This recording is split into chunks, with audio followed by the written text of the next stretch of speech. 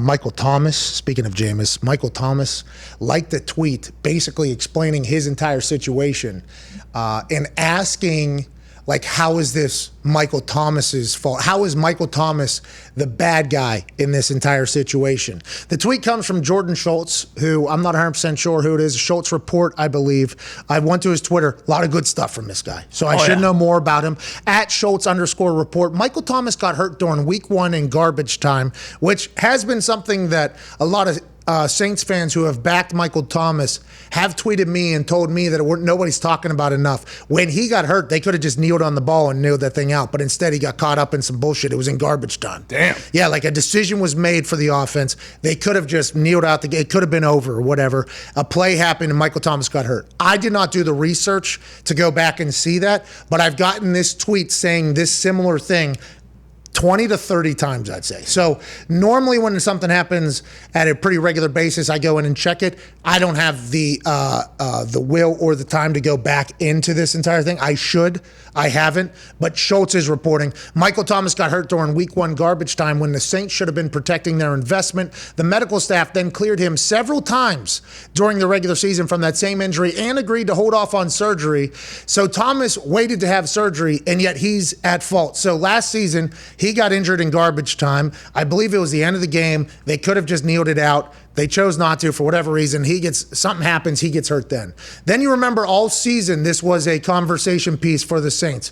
Whether it was him not being able to play because of the ankle injury, him coming back and playing, him not being dressed because he came back, practice, got into a fight, then him standing on the sideline, then him and Sean Payton obviously being at odds.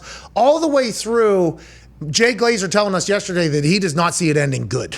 He said this is not going to end good at all. So Michael Thomas, in his eyes, felt like, oh, it was bullshit that I got hurt. It was a bullshit decision for the reason I got hurt.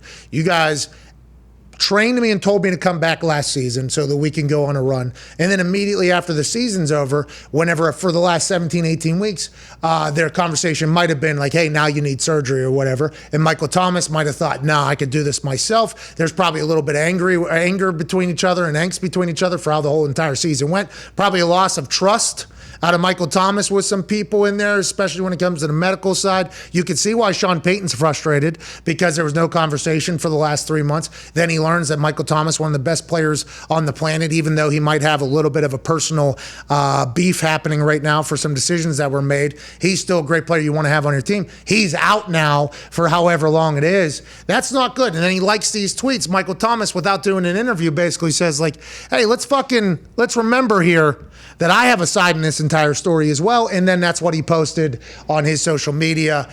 You didn't tell your side to make them a hero or something like that along those lines. It's getting ugly publicly. There's only 30 more days until the season. He won't be ready for that. Nope. He's got weeks and weeks still recovery for the surgery he's about to have. If Michael Thomas goes on the market, I think there's going to be a lot of people that want Michael Thomas on their team. And with that Saints squad, I'm not sure they can afford to lose another weapon or playmaker, but it seems like they might have no other option. Can they trade him even though he's not playing until like week 7, week 8, like you said, or do they have to kind of wait it out and rehab him, get him back to fully healthy? But with everything that happened last year, it just seems like there's no way that he's actually going to be able to be on the Saints this year and like agree with Sean Payton on anything. I don't know, because you see Xavier Howard. Sure. You see like situations, and now this is not business, this is personal. Yeah.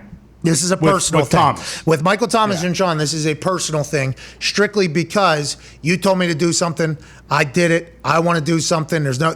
For whatever reason, there is some real personal shit going on. Now, business is always included in the NFL, but whenever you talk business reasons why something doesn't work out, and then personal reasons, I think you're talking two different stories. I think that is two different situations. For instance, Russell Wilson, right? That was allegedly a personal thing. Yeah. They got over it. Right? Xavier Howard, that was a business thing. They got over it. Yeah. We don't know what's going to happen with Aaron. We have no idea.